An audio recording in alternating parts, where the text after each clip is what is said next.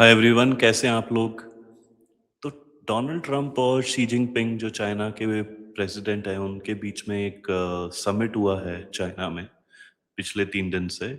और हमने बहुत सारी पिक्चर्स उनकी देखी हैं कि भाई वो यहाँ मिल रहे हैं, वहाँ मिल रहे हैं, हंस रहे हैं। तो काफ़ी इंटरेस्टिंग रहा है ये। और ये देखना पड़ेगा कि भाई ट्रम्प और शी का जो समिट है वो बिना किसी डील के एंड हो गया। अब ये इसके दो कारण हो सकते हैं, या तो कोई डील नहीं हो पाई या जो डील है वो उन्होंने अनाउंस नहीं करी है। जो एनालिस्ट हैं इंडिया में वो मोस्टली इसको एक ट्रम्प का अपर हैंड बता रहे हैं, क्योंकि ट्रम्प उनके साथ बहुत सारे बिजनेस लीडर्स को लेकर गए हैं और चाइना की जो इकोनॉमी है वो काफ़ी स्ट्रगल कर रही है। वो बहुत डिपेंडेंट है एक्सटर्नल क्रूड और काफ़ी सप्लाईज के ऊपर और एक्सपोर्ट्स के ऊपर भी। और इसके कारण उनका ये जो स्ट्रेट्स ऑफ हॉर्मूज में ब्लॉकेड है वो बहुत उनको इम्पैक्ट कर रहा है।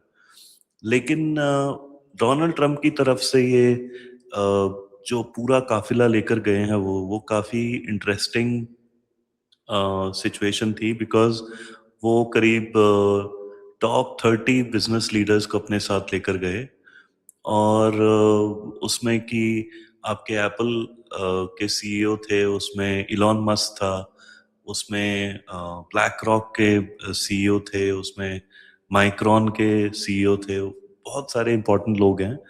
और चाइना जो चाहता है वो ये चाहता है कि भाई उनके जो सेमीकंडक्टर सप्लाईज रोकी हुई हैं वो फिर से स्टार्ट हो जाए।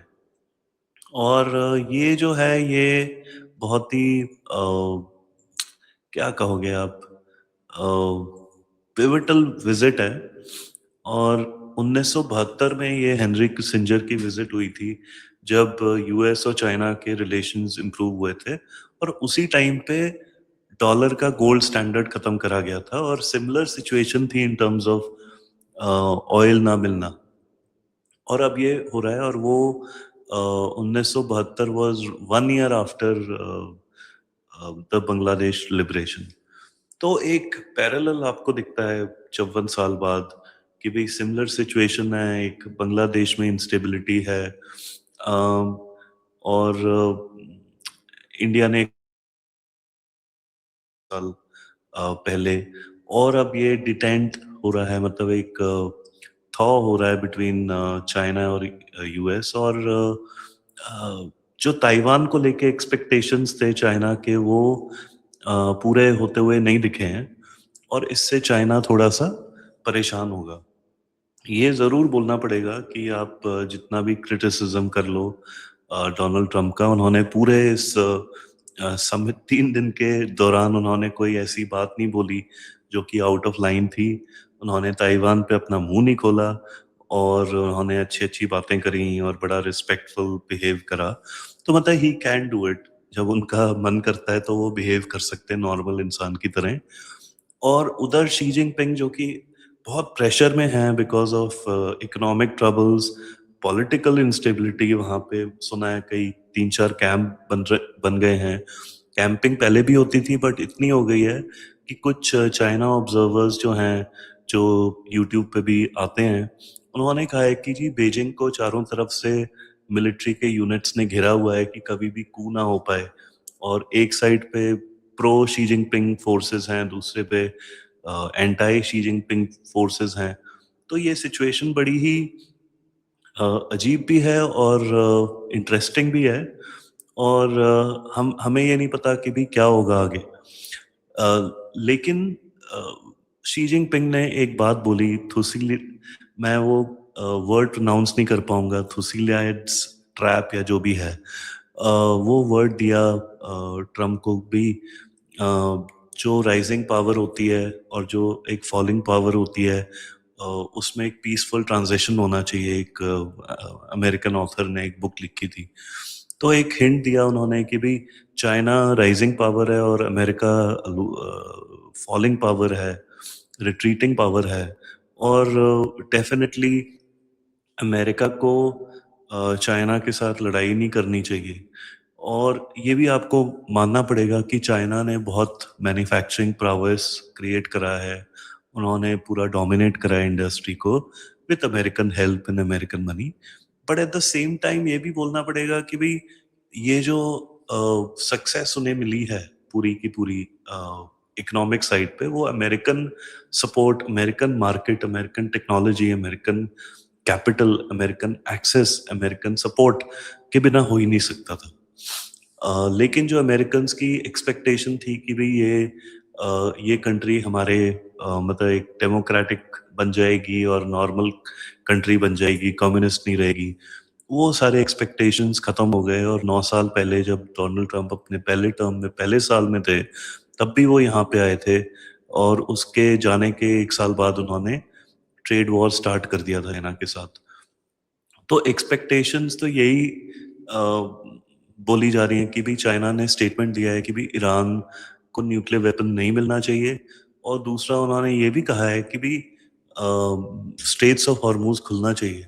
तो ये बातें ईरान को थोड़ी सी कड़वी भी लगेंगी और उससे वो डरेंगे भी, क्योंकि ईरान को सपोर्ट है रशिया का, लेकिन चाइना ने भी उन्हें सपोर्ट करा है। लेकिन अभी चाइना की ऐसी हालत है कि अगर अमेरिका आता है और कहता है भी हम कैपिटल देंगे, हम इन्वेस्ट करेंगे, तो वो दोनों हाथों से उसे ले लेगा।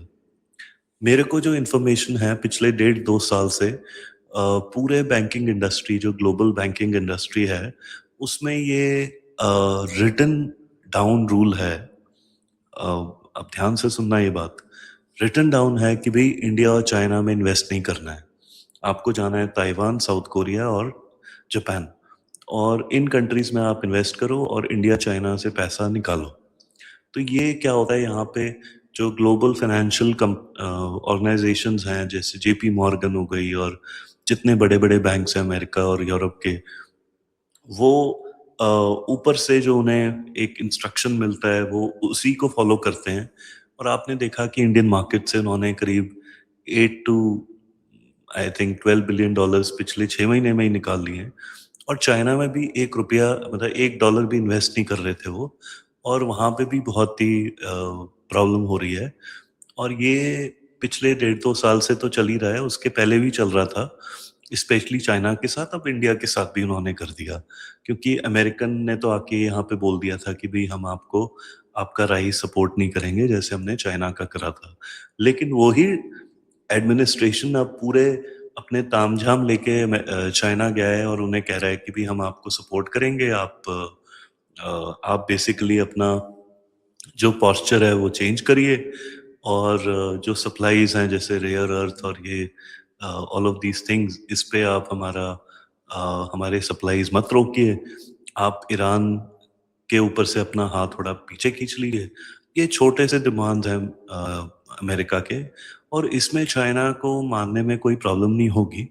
तो ये बड़ा सरप्राइजिंग है कि ट्रम्प और शी जिनपिंग या यूएस और चाइना में कोई एग्रीमेंट नहीं हुआ है। और एग्रीमेंट ना होने का एक इंडिकेशन मिल जाता है कि अ, इतने बड़े समिट में कोई एग्रीमेंट ना होना, ये थोड़ा सा डिफिकल्ट टू बिलीव है, क्योंकि ऐसा कोई अनटोवर्ड इंसिडेंट भी नहीं हुआ है। हाँ, कुछ सुनने में आया है कि कुछ चाइनीज जर्नलिस्ट और अमेरिकन जर्नलिस्ट में कुछ प्रॉब्लम्स हुई हैं, किसी को निकाल दिया बाहर, धक्का मार दिया ये वो, लेकिन वो कोई मैटर नहीं करता है। तो कुछ चाइना के अंदर जो हैं, वो ये बोल रहे हैं कि भी चाइना ने सारे दरवाजे खोल दिए अमेरिका के लिए, और अमेरिका बड़ा खुश है, और $1 ट्रिलियन का कुछ इन्वेस्टमेंट करेगा चाइना अमेरिका में। लेकिन अगर ये होता तो ट्रम्प उसको जरूर अनाउंस करवाते, बिकॉज उनका मिड टर्म भी आ रहा है। तो ये बड़ा इंटरेस्टिंग होगा जानना कि भाई उनके बीच में असली में क्या अग्रीमेंट हुआ है, और क्या ये कोई डिसएग्रीमेंट हो गया है किसी बात पे।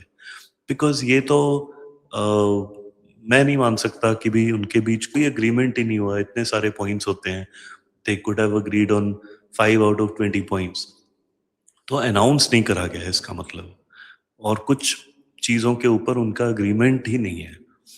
ट्रम्प ने शी जिनपिंग को न्यूयॉर्क बुलाया है सितंबर 24 को, जब न्यूयॉर्क में यूएन का सेशन स्टार्ट होगा। तो विज़िट करने के लिए उन्हें इनवाइट करा है। तो हो सकता है सितंबर में जाके ये अनाउंस हो या हो सकता है 2 दिन बाद हो जाए या हो सकता है कभी ना हो, लेकिन आपको जियोपॉलिटिकल मूव्स दिख जाएँगे उनके, दोनों कंट्रीज़ के। तो ये बहुत ही फार रीचिंग डेवलपमेंट है, इसको हल्के में नहीं लिया जा सकता। इसको हम वॉच करेंगे और हमारे पास जब और डिटेल्स होंगे I will surely come back. आपका क्या मानना है? आपके पास क्या इन्फॉर्मेशन है? आपको क्या लगता है? क्या यूएस और चाइना के बीच में जो ये एक एंगेजमेंट चल रहा है, ये इंडिया के लिए अच्छा है या बुरा है? इस तरफ इंडिया में ईरान और रशिया के फॉरेन मिनिस्टर्स आए हुए थे ब्रिक्स की मीटिंग के लिए और मोदी साहब आज यूएई पहुंचे हैं। सुना है एक फ्रेमवर्क साइन हो रहा है for defence agreement which will be a first for India. May be 60s में शायद सोवियत के साथ हुआ होगा। उसके अलावा ऐसा कोई म्यूचुअल डिफेंस एग्रीमेंट इंडिया ने आज तक किसी के साथ नहीं करा है। और और इसके सिग्निफिकेंस बहुत ज़्यादा है। मेरे हिसाब से उसको पब्लिक अनाउंसमेंट उसका अभी नहीं करा जाएगा, बट देखते हैं क्या होता है आगे। Thank you for watching. अगर आपको वीडियो अच्छा लगा है प्लीज़ लाइक करिए, चैनल को सब्सक्राइब करिए, वीडियो को शेयर करिए। Thank you for watching.